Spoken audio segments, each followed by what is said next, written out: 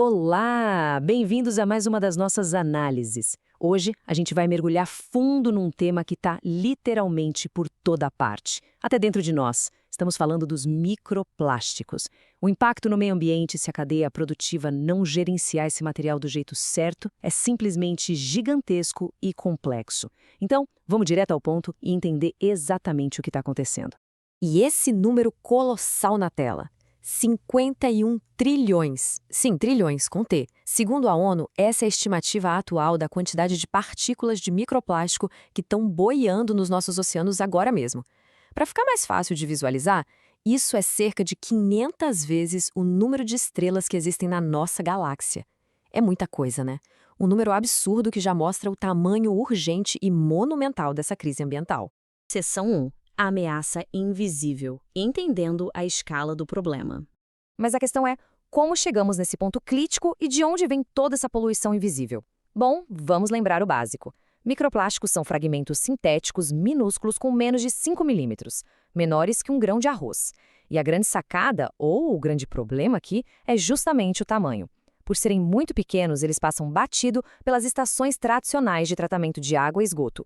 E depois que eles caem no meio ambiente, rastrear e remover tudo isso vira um verdadeiro pesadelo logístico. E de onde vem tudo isso? A poluição nos oceanos se divide em duas categorias principais. Ali entre 15% e 31% são os microplásticos primários, ou seja, eles já são jogados na natureza pequenos desse jeito.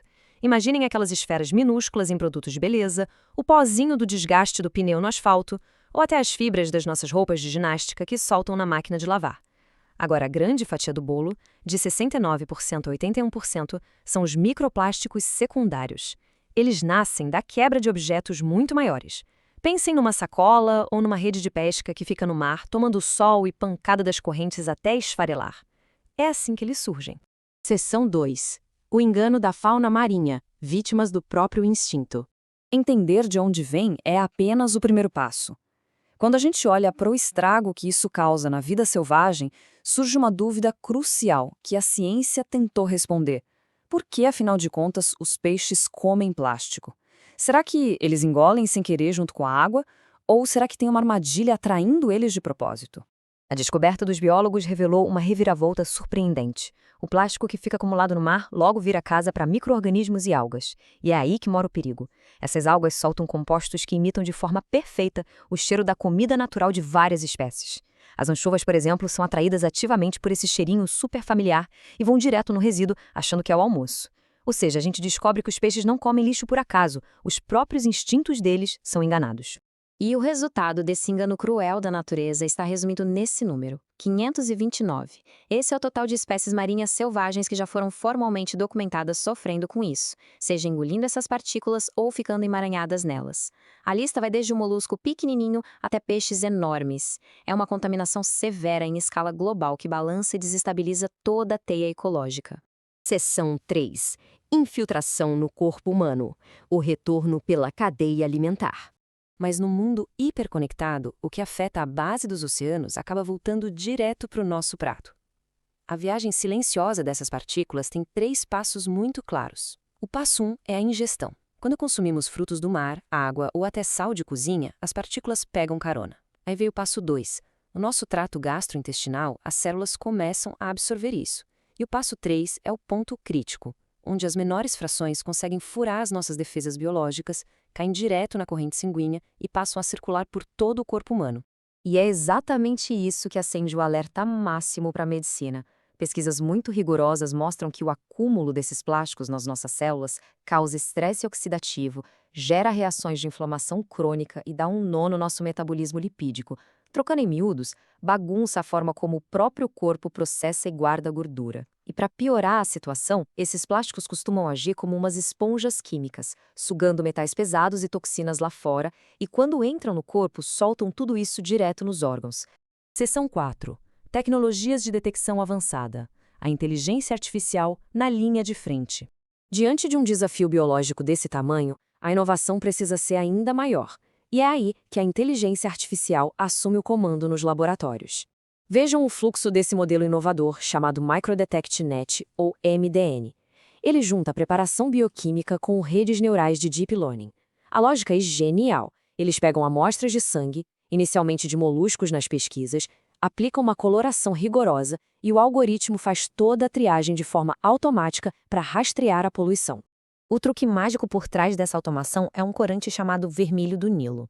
Ele tem uma propriedade fantástica de se grudar especificamente em materiais sintéticos que repelem a água, como o plástico.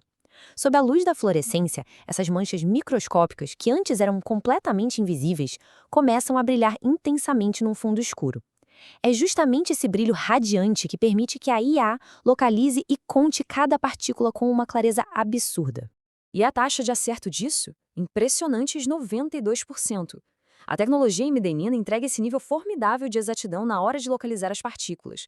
Isso é uma notícia incrivelmente promissora, pois abre o caminho para que, num futuro muito próximo, a gente tenha exames médicos de rotina super confiáveis para rastrear poluentes dentro do nosso organismo. Seção 5. Novas regras e soluções. Prevenção e tecnologia em escala industrial. Mas sejamos honestos, descobrir o plástico no sangue seria apenas remediar. A gente precisa neutralizar o problema logo na fonte. E o cerco legal está finalmente se fechando de um jeito organizado. Na Europa, criaram um ambicioso regulamento 2025/2365. Agora, se uma empresa movimenta mais de 5 toneladas daqueles grânulos plásticos por ano, a lei exige prevenção rigorosa contra vazamentos.